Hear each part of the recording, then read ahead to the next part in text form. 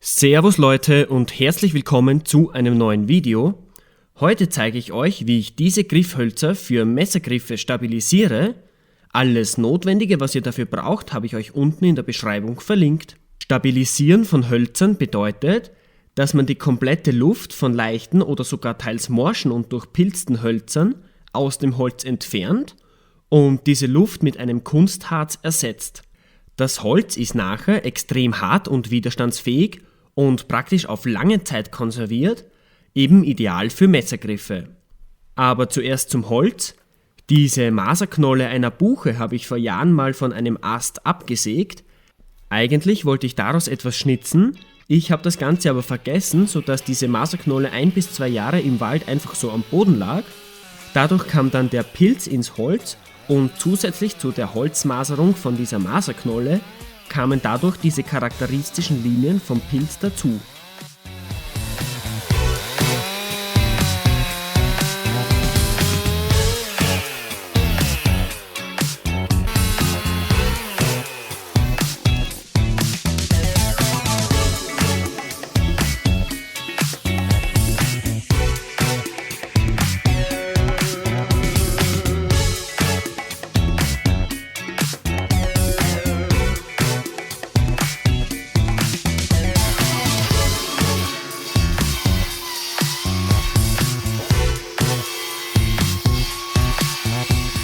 Das teils schon sehr morbe Holz habe ich dann nach dem Aufschneiden etwa ein Jahr in der Werkstatt gelagert und vorgetrocknet. Zum Stabilisieren ist das Ganze aber noch lange nicht trocken genug. Die Feuchtigkeit sollte man wirklich so gut wie geht auf 0 runterbringen. Deshalb habe ich es zuerst eher schonend über unserem Holzofen vorgetrocknet und unmittelbar vor dem Stabilisieren kommt das Ganze dann für eine Nacht ins Backrohr bei etwa 100 bis 120 Grad. Dabei wird eben jegliche Restfeuchtigkeit noch aus dem Holz ausgetrieben. Wichtig ist eben, dass man es davor schonend trocknet, damit das Holz möglichst wenig Risse bekommt. Danach kühle ich das Holz in einem Plastiksackerl ab. Das dient eben dazu, dass nicht wieder erneut Feuchtigkeit aus der Raumluft aufgenommen wird. Zuerst habe ich mir ja gedacht, so schwer kann das Ganze eigentlich nicht sein. Und ich habe mir meine eigene Vakuumkammer selbst gebaut. Als Pumpe wollte ich diesen Kühlschrankkompressor verwenden, den ihr schon aus einem meiner älteren Videos kennt. Den Kompressor habe ich aber schon für zu viele andere Experimente missbraucht, sodass das Vakuum einfach nicht mehr so gut war. Eine Vakuumkammer zu bauen ist jedoch sehr wohl möglich. Man muss sie jedoch entsprechend für den Druck auslegen. Auf der Fläche von einem DIN A4-Blatt lasten bis zu 635 Kilogramm. Das ist eben der Druck, den unsere Atmosphäre erzeugt.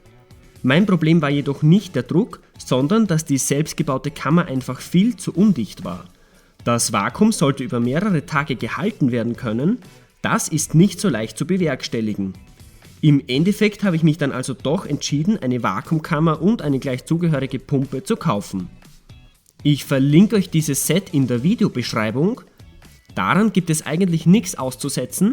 Das einzige Problem, das ich hatte, ist, dass das Stabilisierungsharz den Kunststoffdeckel angreift und mikroskopisch kleine Risse erzeugt.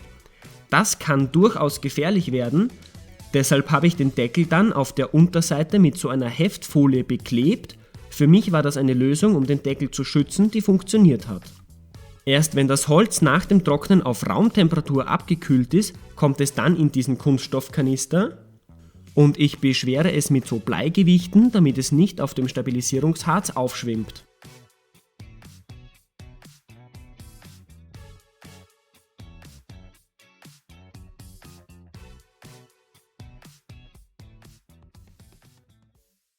Jetzt kommen wir zum wichtigsten Teil, dem Stabilisierungsharz.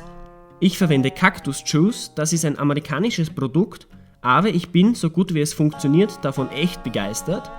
Bestellt habe ich das Harz bei der Firma Prisa, das ist ein finnischer Messermacher-Bedarfshandel. Die waren so nett und haben mich auch mit weiterem Stabilisierungsharz für dieses Video unterstützt.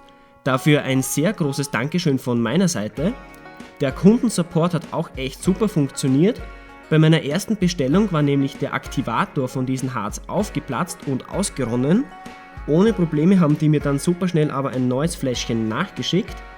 Der Link zu dem Cactus Juice ist unten in der Videobeschreibung.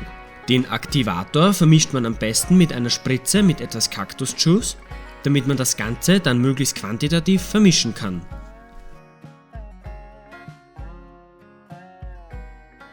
Dieses Harz ist super dünnflüssig und gleich nach dem Hineinleeren steigen schon die ersten Luftbläschen auf. Dann wird stufenweise die Luft aus der Kammer gepumpt, damit es eben nicht zu stark schäumt.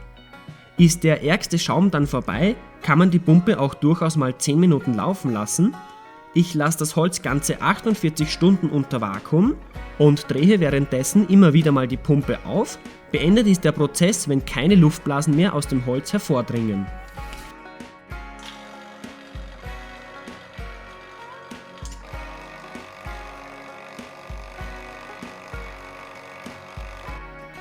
Im Anschluss wird die Vakuumkammer vorsichtig belüftet und das Ganze für weitere 3 bis 4 Tage stehen gelassen. Die gesamte Luft wurde ja über die 2 Tage so gut wie komplett aus dem Holz entfernt. Mindestens genauso lange dauert es jetzt aber auch, bis das Harz diese im Holz ersetzt und bis es in die feinsten Poren vordringt. Hier seht ihr, ich habe zu wenig Harz verwendet. Die obersten Hölzer waren nämlich nicht mehr unter dem Flüssigkeitslevel. Ich habe nicht damit gerechnet, dass die Hölzer so enorm viel Harz aufnehmen, dazu aber später mehr. Die obersten Hölzer kann ich jetzt aber nicht verwenden, sondern ich werde mit denen den ganzen Prozess noch einmal wiederholen müssen. Nachdem ich die Hölzer kurz abtropfen lasse, wickle ich die in Alufolie und tue sie bei 85 bis 90 Grad in meinen Härteofen für etwa 3 Stunden. Das Ganze geht auch in einem Backrohr, es sollte jedoch nur nie heißer werden als 95 Grad Celsius, da sonst eventuelle Restfeuchtigkeit, die noch im Holz steckt, verdampfen könnte und das Harz wieder aus den Poren herausdrückt. Nach dem Abkühlen der Hölzer ist das Harz vollständig ausgehärtet. Ich entferne die Folie so gut es geht und schleife das überschüssige Harz am Bandschleifer ab. Die Hölzer sind jetzt ultra hart und schwer, Morbestellen kann man nicht mehr als solche erkennen. Wenn man einen Kantel zerschneidet, sieht man auch, dass das Harz bis ins Innerste des Holzes vorgedrungen ist. Das Harz verändert aber das Holz optisch nicht. Das einzige Problem, das ich hatte, sind Risse im Holz. Diese werden leider vom Harz nicht verschlossen, da das Harz, bevor es aushärten kann, aus diesen Rissen im Ofen wieder herausrinnt. Dieser Kantel hat vor dem Stabilisieren 62,3 Gramm gewogen, nach dem Stabilisieren sind es über 124 Gramm, also praktisch doppelt so schwer. Dementsprechend viel Cactus-Juice wird auch aufgebraucht. Hölzer, die weniger Morbe sind, nehmen aber weit weniger auf, sodass sie zum Beispiel nur um 50% schwerer werden. So um die 25 Griffhölzer konnte ich mit dieser 1,9 Liter Flasche aber schon stabilisieren. Das Ganze hängt natürlich sehr stark vom Holz ab. Den Cactus-Juice kann man übrigens so oft wiederverwenden, bis er aufgebraucht ist. Mindestens ein Jahr soll er bei kühler Lagerung auch haltbar sein. Ich finde, diese gemaserte und gestockte Buche sieht echt unfassbar gut aus. Fürs Video habe ich die Hölzer übrigens auch geölt, damit man die Kontraste besser sieht. Die Hölzer sind jetzt sehr widerstandsfähig, nehmen weitaus weniger Feuchtigkeit auf, verziehen sich nicht und sind praktisch konserviert. Morbe und weiche Stellen sind de facto nicht mehr zu erkennen. Danke nochmal an die Firma Brisa für das Unterstützen dieses Videos. Wenn ihr noch mehr wissen wollt, der Messerbauer Michael Tessin hat auf seinem Kanal ein unfassbar gutes Video zu dem Thema gemacht. Er erklärt das Ganze sehr detailreich und verwendet auch den Cactus-Juice. Schaut es euch gerne an, ich habe es euch unten in der Videobeschreibung verlinkt. Und damit bedanke ich mich auch schon fürs Anschauen. Ich bin selbst sehr gespannt, welche Messer ich mit diesen Griffkanteln in Zukunft noch bauen werde. Ihr könnt auch gespannt bleiben und damit bis zum nächsten Mal.